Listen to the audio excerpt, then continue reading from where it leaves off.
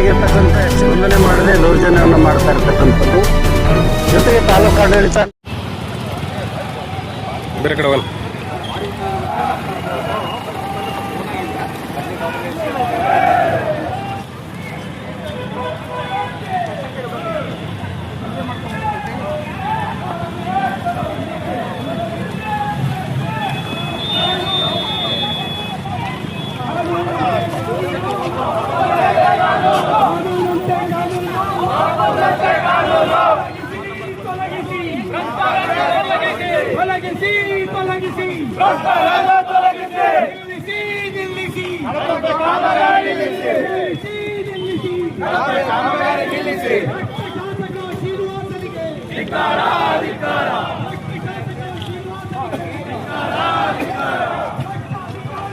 ಯಾಕಲ್ರಿ ಗಾಡಿ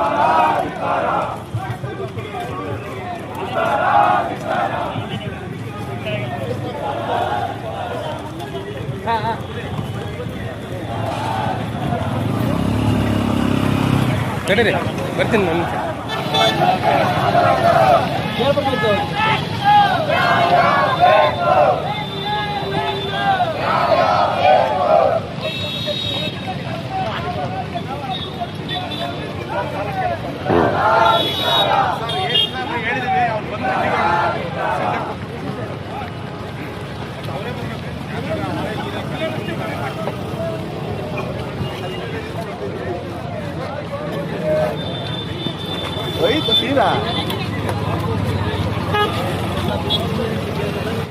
ನಮ್ಮಲ್ಲಿ ದಬ್ಬಾಳಿಕೆಯನ್ನು ಮಾಡಿದರೆ ಅವ್ರನ್ನ ತಕ್ಷಣ ತಾಲೂಕು ಆಡಳಿತ ಅಮಾನತ್ ಮಾಡಬೇಕು.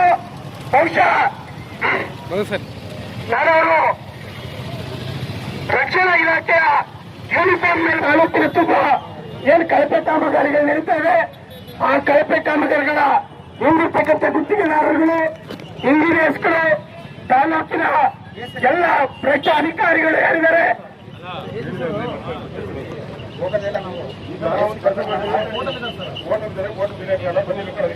ಕೋರ್ಟ್ ಇಲ್ಲ ಸರ್, ಕೋರ್ಟ್ ನಮಗೆ ಗೊತ್ತಿದೆ. ಇವತ್ತು ಕೋರ್ಟ್ ಸೋಮವಾರ ಕೋರ್ಟ್ ಇಲ್ಲ. ನೀವು ಆ ತರ ಹೇಳ್ಬೇಡಿ. ನಾವು ನೀವು ಹೇಳಿದ್ದೆ ಸೋಮವಾರ ಕೋರ್ಟ್ ಇರಲ್ಲ, ಕೋರ್ಟ್ ಇರಲ್ಲ ಸರ್, ನಮಗೆ ಗೊತ್ತಿದೆ. ಕೋರ್ಟ್ ಇರಲ್ಲ, ಸೋಮವಾರ ಕೋರ್ಟ್ ಇಲ್ಲ. ಕೋರ್ಟ್ ಇದೆ,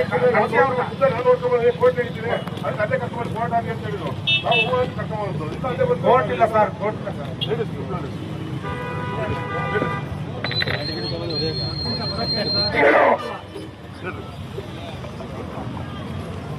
ದಾಷ್ಟ್ಯತನದ ಉತ್ತರತನದ ಮಾತುಗಳನ್ನಾಡಿದ್ರೆ ಭಾರತೀಯ ಜನತಾ ಪಾರ್ಟಿಯ ಕಾರ್ಯಕರ್ತರು, ಇಲ್ಲಿರ್ತಕ್ಕಂಥ ಪ್ರಗತಿಪರ ಸಂಘಟನೆಗಳ ಮುಖಂಡರುಗಳು ನಾವು ಕೇಳಲಿಕ್ಕೆ ತಯಾರಿಲ್ಲ.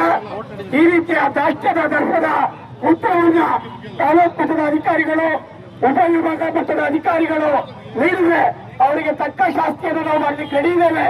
ಈಗಾಗಲೇ ತಿಳ್ಕೊಳ್ಳಿ, ಇನ್ನು 3 ವರ್ಷ ಅವಧಿ ಮುಗಿದಿದೆ. ಇನ್ನಿರ್ತಕ್ಕಂಥದ್ದು ಕೇವಲ 2 ವರ್ಷ. ಮುಂದಿನ ದಿನಗಳಲ್ಲಿ ನಮ್ಮ ಕ್ಷೇತ್ರದಲ್ಲಿ ಭಾರತೀಯ ಜನತಾ ಪಾರ್ಟಿ ಅಭ್ಯರ್ಥಿ ಗೆದ್ದರೆ ಅವರು ಮಂತ್ರಿಗಳಾಗಿ ಇಲ್ಲಿ ಬಂದೇ ಬರ್ತಾರೆ. ಆಗ ಇಲ್ಲಿರ್ತಕ್ಕಂಥ ಎಲ್ಲ ಅಧಿಕಾರಿಗಳಿಗೆ ಸರಿಯಾದ ಉತ್ತರವನ್ನು ನಾವು ಕೊಡಬೇಕಾಗ್ತದೆ. ಇದನ್ನು ಅರ್ಥ ಮಾಡ್ಕೊಂಡು ಬದುಕಬೇಕು. ಹೀಗಾಗಿ ಏನು ದಾಷ್ಟ್ಯವನ್ನು ಮಾಡಿರ್ತಕ್ಕಂಥ ನನಗೆ ಮಾತಾಡಲಿಕ್ಕೆ ಗಂಟು ಹೋಗಿದೆ.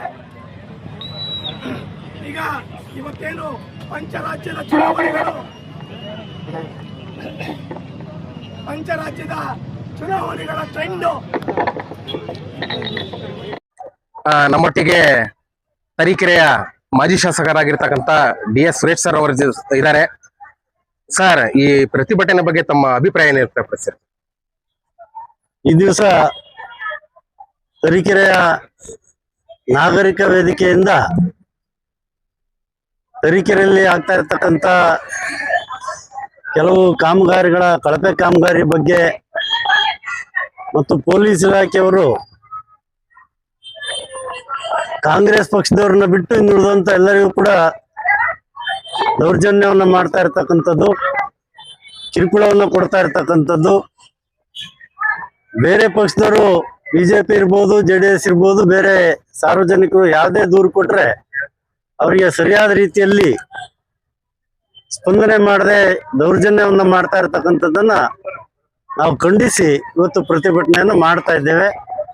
ಮೊನ್ನೆ ನಮ್ಮ ಬಿಜೆಪಿ ಪಕ್ಷದ ಪುರಸಭಾ ಸದಸ್ಯರಾದ ಭೋಜರಾಜ್ ಅವರು ತರೀಕೆರೆ ಪಟ್ಟಣದಲ್ಲಿ ಏನು ಮೌಲಾನಾ ಆಜಾದ್ ಶಾಲೆ ಕಟ್ಟಡದ ಕಾಮಗಾರಿ ನಡೀತಾ ಇದೆ, ಆ ಕಾಮಗಾರಿ ಕಳಪೆ ಆಗಿದೆ.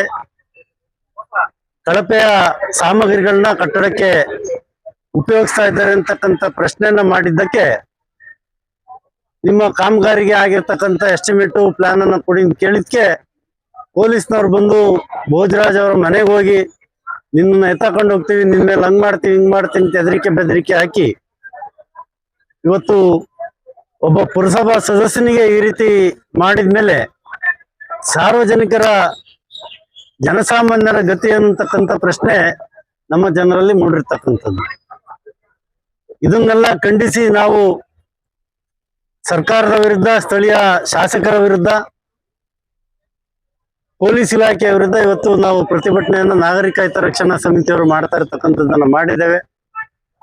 ಆದಷ್ಟು ಬೇಗ ಇದಕ್ಕೆಲ್ಲ ಇತಿಶ್ರೀ ಆಡ್ತಕ್ಕಂಥದ್ದನ್ನ ಮಾಡ್ತಕ್ಕಂಥದ್ದಕ್ಕೆ, ಜನ ತಕ್ಕ ಪಾಠ ಕಲಿಸ್ತಕ್ಕಂಥದ್ದಕ್ಕೆ ನಾವೆಲ್ಲರೂ ಕೂಡ ಇವತ್ತು ಒಗ್ಗೂಡಿ ಹೋರಾಟವನ್ನ ಮಾಡ್ತಾ ಇರ್ತಕ್ಕಂಥದ್ದನ್ನ ಮಾಡ್ತಾ ಇದ್ದೇವೆ.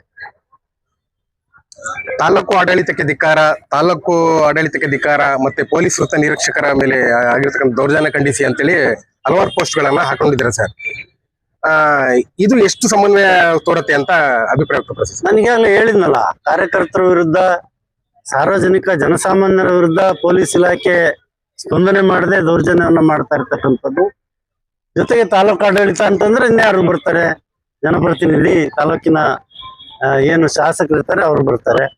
ಇವತ್ತು ಕೆಲವು ಕಾಮಗಾರಿಗಳು ನಡೀತಾ ಇರ್ತಕ್ಕಂಥದ್ದು, ಯಾವುದೇ ಅಭಿವೃದ್ಧಿ ಕೆಲಸಗಳು ತಾಲೂಕಿನಲ್ಲಿ ಇಡೀ ಕ್ಷೇತ್ರದಲ್ಲಿ ಆಗ್ತಾ ಇಲ್ಲ. ಆಗ್ತಾ ಇರ್ತಕ್ಕಂಥ ಒಂದು 3-4 ಅಭಿವೃದ್ಧಿ ಕೆಲಸನೂ ಕೂಡ ಕಳಪೆ ಕೆಲಸ ಮಾಡ್ತಾ ಇರ್ತಕ್ಕಂಥದ್ದು ಕಣ್ಣಿಗೆ ಕಾಣ್ತದೆ. ಮುಖ್ಯ ರಸ್ತೆ ಕಳಪೆ ಕಾಮಗಾರಿ ಆಗಿರ್ತಕ್ಕಂಥದ್ದು.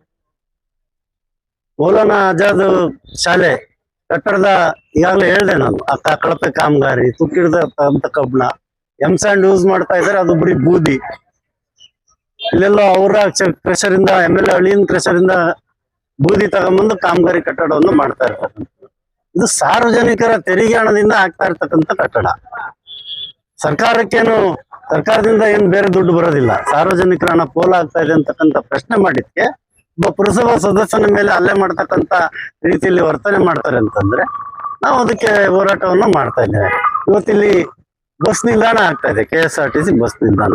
ಮೊದ್ಲಿದ್ದಂಥದ್ದೇ ಚೆನ್ನಾಗಿರ್ತಕ್ಕಂಥ ನಿಲ್ದಾಣ ಇತ್ತು, ಅದು ಯಾವುದೇ ರೀತಿ ಅದಕ್ಕೇನು ಇದಾಗಿಲ್ಲ. ಕೇವಲ ಅಲ್ಲಿ ಹಣವನ್ನ ಹೊಡ್ಕೊಳಕ್ಕೋಸ್ಕರ ಆ ಕಟ್ಟಡವನ್ನ ಬೀಳ್ಸಿ ಬೇರೆ ಕಟ್ಟಡವನ್ನ ನಿರ್ಮಾಣ ಮಾಡ್ತಾ ಇದ್ರು. ಅದ್ರ ಬದಲು ಬೇರೆ ಏನಾದ್ರು ಕಾರ್ಯಕ್ರಮ, ಬೇರೆ ಏನಾದ್ರು ಕಾಮಗಾರಿಯನ್ನ ತಾಲೂಕಲ್ಲಿ ಮಾಡ್ಬೋದಿತ್ತು. ಅದನ್ನ ಬಿಟ್ಟು ಚೆನ್ನಾಗಿದ್ದನ್ನೇ ಕೆಡೋದು ಮತ್ತೆ ಅದನ್ನ ಕಟ್ಟೋದು, ಅದೇನು ಅರ್ಥ ಇಲ್ಲದ ಕೆಲಸವನ್ನ ಈ ಶಾಸಕರು ಮಾಡ್ತಾ ಇರ್ತಕ್ಕಂಥದ್ದು. ಇದಕ್ಕೆ ಖಂಡನೆ ಮಾಡ್ತಾ ಇದ್ದೀವಿ. ತಾವು ನೋಡಿದಂಗೆ ಮಾಜಿ ಶಾಸಕರಾಗಿರ್ತಕ್ಕಂಥ DS ಸುರೇಶ್ ಸರ್ ಅವರ ಅಭಿಪ್ರಾಯವನ್ನು ವ್ಯಕ್ತಪಡಿಸಿದ್ದಾರೆ. ಇಲ್ಲಿ ತರೀಕೆರೆ ಕ್ಷೇತ್ರದಲ್ಲಿ ನಡೀತಕ್ಕಂಥ ಪ್ರತಿಯೊಂದು ಕಾಮಗಾರಿಯಲ್ಲೂ ಕಳಪೆ ಎದ್ದು ಕಾಣ್ತಾ ಇದೆ. ಇದ್ರ ಬಗ್ಗೆ ಸಮಗ್ರ ತನಿಖೆಯಾಗಿ ಸಾರ್ವಜನಿಕರಿಗೆ ನ್ಯಾಯ ಸಿಗ್ಬೇಕಂತ ಅವರು ಆಗ್ರಹ ಮಾಡ್ತಾ ಇದ್ದಾರೆ.